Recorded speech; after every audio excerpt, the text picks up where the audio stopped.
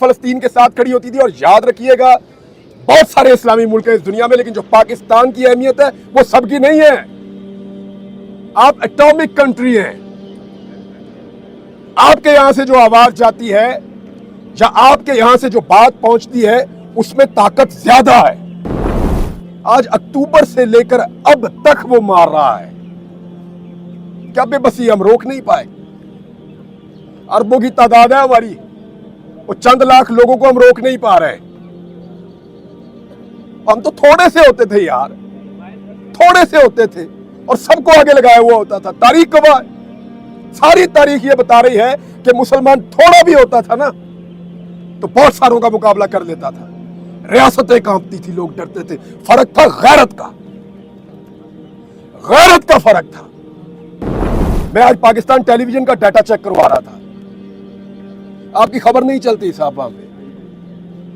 आपको यकीन आ रहा है अपनी जिंदगी में आपने ये दिन देखा कि पाकिस्तान टेलीविजन आपकी खबर नहीं चला रहा, आप फलस्तीन के हक में निकले हुए? नहीं चल रहा साहब। टीवी चैनल्स को मना करता है, ये रजीम आ गया है। उन्होंने कहा, जनरल बाजवा ने हमें कहा एनडीयू में इसराइल के सफारतखाने के हवाले से, एक तरफ हम ये खबर पढ़ रहे हैं कि वो गोरे गैर मुस्लिम वो फलस्तीन को तस्लीम कर रहे हैं, साथ ही दूसरी खबर अब ये पढ़ रहे हैं कि जहां पाकिस्तान के अंदर जो करता धरता और ताकतवर लोग हैं वो इसराइल को तस्लीम करने की बात कर रहे हैं। लेकिन आज रियासत की क्या पॉलिसी है किसी को समझ आ रही है? मुंह से कहते हैं हम फलस्तीन के साथ खड़े हैं, और जो फलस्तीन के साथ खड़ा है उसको गाड़ी के नीचे भी देते हैं, डंडे से भी मारते हैं, उसको गिरफ्तार भी करते हैं, उसका स्पीकर भी उठा कर ले जाते हैं। ज्यादती कर रहे हैं। लेकिन ये सारी चीजें तारीख में लिखी जा रही हैं। ये पाकिस्तान के अवाम की घुट्टी में है ये मसला। मेरा छोटा सा बेटा 4 साल का, वो रास्ते में कह रहा था, देखो ये वो वाली बोतल पी रहा है, ये तो वो उधर से आती है, बाबा इसको मना करें। घुट्टी में है। छोटे छोटे बच्चों को पता है, स्कूल के बच्चे जानते हैं। वो 2 फुटबॉलर ने उनका नाम लेकर बच्चे बहस कर रहे थे, मैं सुन रहा था बात उनकी और मैं हैरान हो रहा था कि ये किस तरफ जा रहे हैं, क्योंकि घुट्टी में है। वो कह रहा था वो फुटबॉलर अच्छा है, वो फलस्तीन को सपोर्ट करता है, ये इसराइल को सपोर्ट करता है, मुझे पसंद नहीं है। घुट्टी में है इस कौम की। इससे आप नहीं निकल सकेंगे साहब, बहुत बुरी तरह फंस जाएंगे। कि ये जो 2 कत्ल हुए हैं ये रायगां तो नहीं जाएंगे इंशाअल्लाह, ये अल्लाह के यहां कबूल है और शहीद हैं 2, लेकिन रियासत की भी कोई रिस्पॉन्सिबिलिटी होती है, कोई जिम्मेदारी होती है। उनका काम सिर्फ सियासी पॉलिटिकल पार्टीज के दफ्तरों पे या सियासतदानों पे छापे मारना नहीं रह गया। उनका काम सिर्फ नाकों पे खड़े होकर शहरियों को परेशान करना नहीं रह गया। उनकी और भी रिस्पॉन्सिबिलिटीज है, और भी जिम्मेदारियां हैं।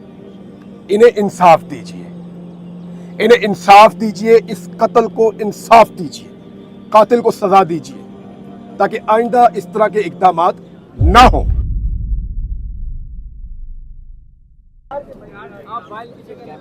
बिस्मिल्लाहिर्रहमानिर्रहीम। सबसे पहले तो आपका मुफ्ताक अहमद साहब बहुत शुक्रिया जो आप यहाँ कर रहे हैं, आवाज़ उठा रहे हैं। आपका बहुत शुक्रिया, ख़वातीन का बहुत शुक्रिया, जितने लोग यहाँ पे नौजवान मौजूद हैं। पहले तो इमरान साहब और रुमान साहब का जो इंसिडेंट हुआ यहाँ पे, रात गए चंद दिन पहले, उस पर मैं अफसोस का इजहार करूँगा आप सबसे। इंतहाई अफसोसनाक वाक़या, 2 इंसानों की जान गई है, एक आईसीयू में अभी मौजूद है। ये बदकिस्मती है। और जिस तरह का उसके बाद पुलिस का रवैया था, यानी जो काम करने वाला है वहां पे उनका रवैया किसी और तरह का है, और जिस जगह पे कुछ नहीं करना वहां पे ये सैकड़ों की तादाद में भी पहुंच जाते हैं। एक अजीब रवैया है रियासत का और रियासती इदारों का अपने शहरियों को लेकर। नॉर्मली होता यह है कि जो रियासत के शहरी होते हैं ना, वो डिसाइड करते हैं कि रियासत का मूड क्या होगा।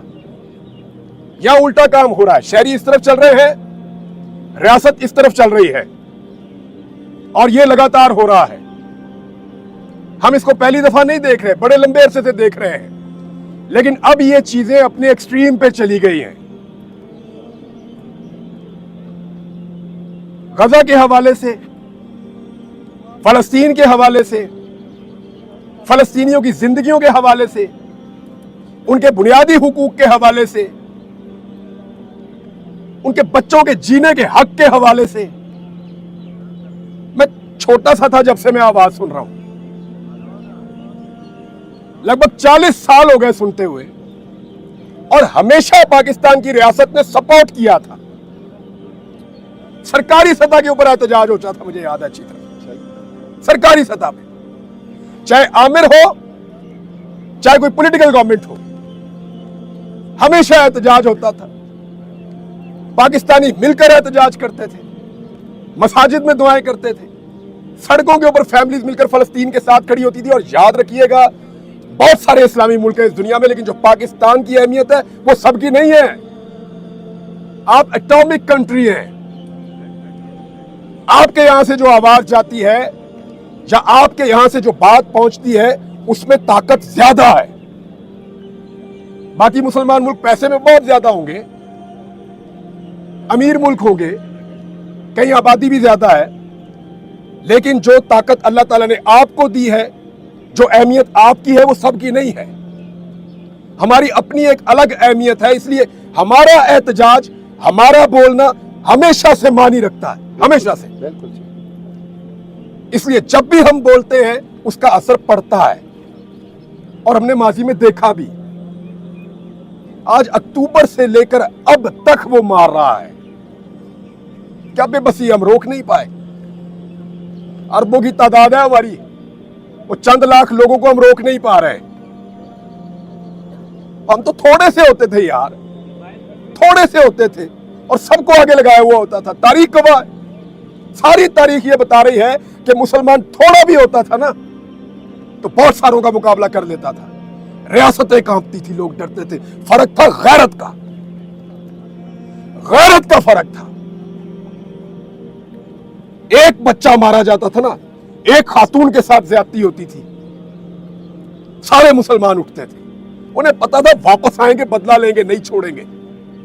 ये पूछेंगे, हिसाब मांगेंगे, जवाब मांगेंगे, ये हमारे घर तक पहुंचेंगे, ये इस केस को लड़ेंगे, ये पीछे आएंगे। गैरत होती थी। अजीब रिजीम आ गया है। मैं आज पाकिस्तान टेलीविजन का डाटा चेक करवा रहा था, आपकी खबर नहीं चलती साहब वहां पे। आपको यकीन आ रहा है, अपनी जिंदगी में आपने ये दिन देखा कि पाकिस्तान टेलीविजन आपकी खबर नहीं चला रहा, आप फलस्तीन के हक में निकले हुए? नहीं चल रहा साहब। टीवी चैनल्स को मना करता है। ये रिजीम आ गया है इस मुल्क में। इस वक्त एक ऐसा अजीब रिजीम है जिसके बारे में हमने कभी नहीं सोचा था। हमने नहीं सोचा था कि कभी ये हुकूमत ऐसी आएगी जो मना करेगी कि फलस्तीनियों के हक के लिए ना निकलो, इस्राइल के खिलाफ आवाज ना उठाओ। क्या ये रियासत तस्लीम कर चुकी है और बता नहीं रही? क्या हमने इस्राइल की बालादस्ती तस्लीम कर ली है, या हमने मान लिया कि फलस्तीनी बस अब खत्म हो जाएंगे, उनको जीने का हक अब नहीं है? लेकिन कम से कम आवाज तो उठाने दो ना, और कुछ नहीं तो दुनिया को तो बताने दो कि हम क्या चाहते हैं, इस मुल्क के लोग क्या चाहते हैं। उनकी आवाज को खबर चलती जरूर है, मैंने ये चेक किया, खबर चलती है, लेकिन फलस्तीन में क्या हुआ ये बताया जाता है, जी आज इतने शहीद हो गए, बस ये खबर चलती है। खबर ये नहीं चलती कि पाकिस्तानी इसके ऊपर क्या कह रहा है। मुझे अच्छी तरह याद है प्रोमोस बनते थे, मुझे अच्छी तरह याद है स्पेशल सेगमेंट्स होते थे, मुझे अच्छी तरह याद है स्पेशल बुलेटिन्स होते थे, ट्रांसमिशंस होती थी कश्मीर के मामले के ऊपर। साहब हो रही है, आपको बुला रहा है कोई? नहीं हो रहा। कोई आवाज उठाने के लिए तैयार ही नहीं है, कोई बात करने के लिए तैयार ही नहीं है।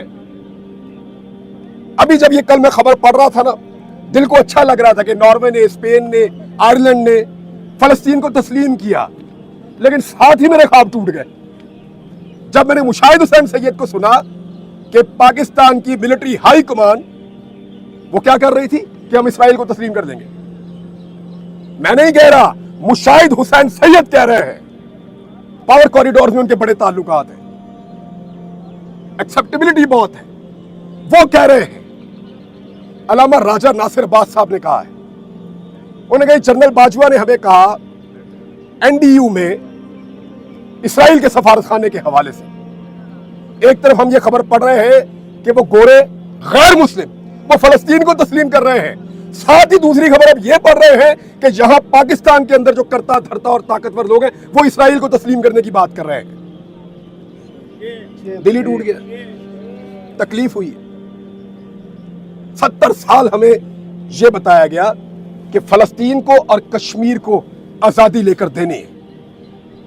हमने जब नई बंदूक खरीदी, ये सोचकर खरीदी, मैं अपने बाप दादा से आपको बता रहा हूं, जब नई बंदूक खरीदी ये सोचकर खरीदी कि कभी वक्त आया ना तो कश्मीर और फलस्तीन इसके हक के लिए ये इस्तेमाल हो जाए तो अल्लाह हमसे राजी हो जाएगा।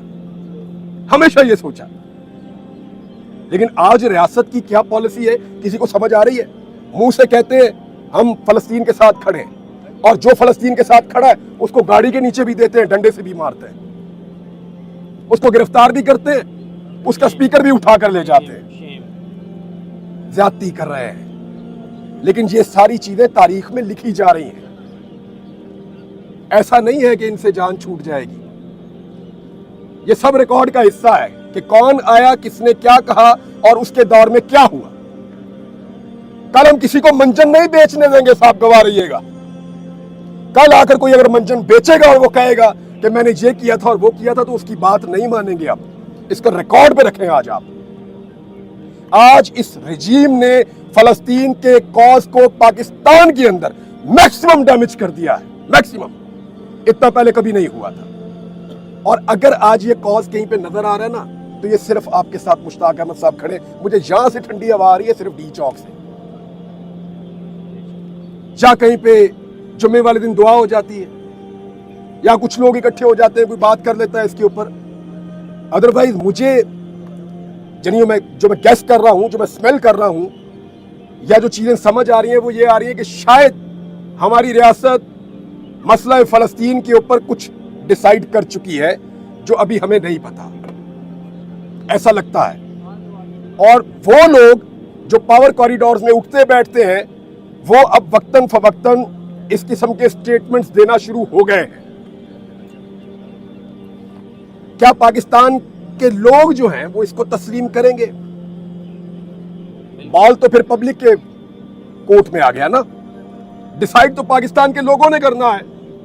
बंद कमरों का फैसला जो है वो मुसल्लत तो हो सकता है, लेकिन उसकी कबूलियत और मकबूलियत होगी या नहीं होगी वो हमने 8 फरवरी को भी देख लिया था। डिसीजन तो पब्लिक का होगा फाइनली। तो रियासत को होश के नाखून लेने चाहिए। एक चीज में नहीं, 1 दर्जन चीजें हैं, लेकिन यहां मैं सिर्फ फलस्तीन की बात करूंगा। 1 दर्जन चीजें हैं जिन पर रियासत को होश के नाखून लेने चाहिए।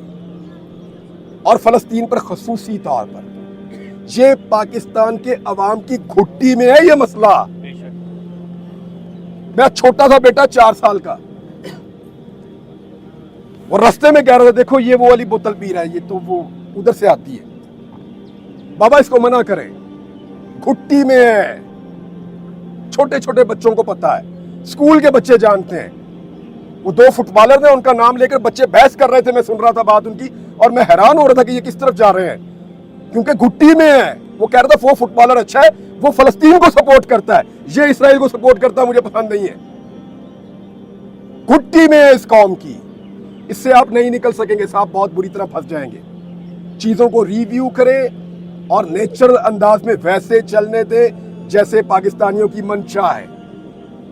और मैं मुतालबा करता हूं इस प्लेटफॉर्म से और दूसरे प्लेटफॉर्म्स पे जहां जहां मुझे मौका मिलेगा कि ये जो 2 कत्ल हुए हैं ये रायगां तो नहीं जाएंगे इंशाअल्लाह, ये अल्लाह के यहां कबूल है और शहीद हैं 2, लेकिन रियासत की भी कोई रिस्पॉन्सिबिलिटी होती है, कोई जिम्मेदारी होती है। उनका काम सिर्फ सियासी पॉलिटिकल पार्टीज के दफ्तरों पे या सियासतदानों पे छापे मारना नहीं रह गया। उनका काम सिर्फ नाकों पे खड़े होकर शहरियों को परेशान करना नहीं रह गया। उनकी और भी रिस्पॉन्सिबिलिटीज हैं और भी जिम्मेदारियां हैं। इन्हें इंसाफ दीजिए, इन्हें इंसाफ दीजिए, इस कत्ल को इंसाफ दीजिए, कातिल को सजा दीजिए, ताकि आइंदा इस तरह के इक़दामात ना हो। लोग आपके ऊपर एतमाद खो रहे हैं। इसी तरह आहिस्ता आहिस्ता ये होता है कि मामला शुरू होता है और लोग अपना एतमाद खोते खोते रियासत से दूर होते चले जाते हैं। हमारे सामने बेशुमार मिसालें हैं। रियासत और शहरियों के बीच में जब फासले बढ़ते हैं तो उसका नुकसान मुमलिकत को होता है। उस नुकसान से बचना है तो होश के नाखून लीजिए। मैंने आप सबका बहुत वक्त ले लिया, आप सबका सुनने के लिए बहुत शुक्रिया। जज़ाकल्लाह। पाकिस्तान जिंदाबाद, पाकिस्तान जिंदाबाद, फलस्तीन जिंदाबाद, इस्राइल मुर्दाबाद। बहुत शुक्रिया।